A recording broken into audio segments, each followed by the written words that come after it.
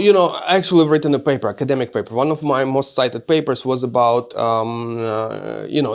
about how people can interpret the same evidence in very different way. And an example, for example, for the United States is that, listen, we have another shooting in a school, and some people say, listen, that's another argument why guns should be controlled and prohibited.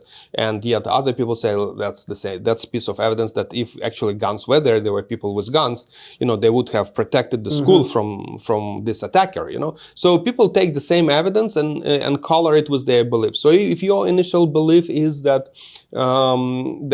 Ukraine is corrupt and tries to cover all up, this is an example of just proving you right, that something came up to light to demonstrate that Ukraine is corrupt. If your belief is that Ukraine is fighting corruption, and there's actually anti-corruption processes and agencies working, and that's why it came up to light, and now it's been cleansed and cleaned. You're also correct. So so in that sense, it's actually almost I'm becoming a nerd here, but I've written papers about this, and that's exactly what it is. And your prior beliefs, your other network, what your friends who you trust are saying to you, what insiders, if you have access to some, are saying, will determine what you think about it. In the end, I think what really matters is how the government and the president responds to it.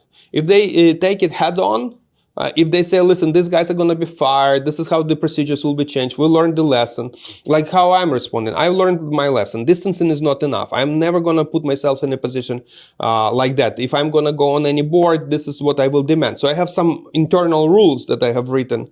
I want to see the same from the government. If we're seeing that, then in some sense it's irrelevant whether what is happening or what has happened. What relevant is what the lessons, has there been a transformation, Has Ukraine learned from this and taken another step? Or is it just like, maybe we're cleaning the corruption, but we haven't learned anything from this?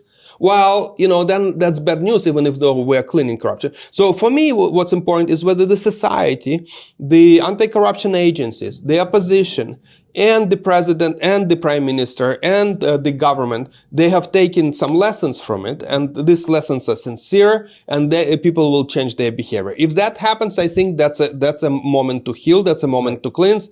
If that doesn't happen, well, that's very unfortunate. It's great that we have taken care of one network, but the important part is like what people learn from it.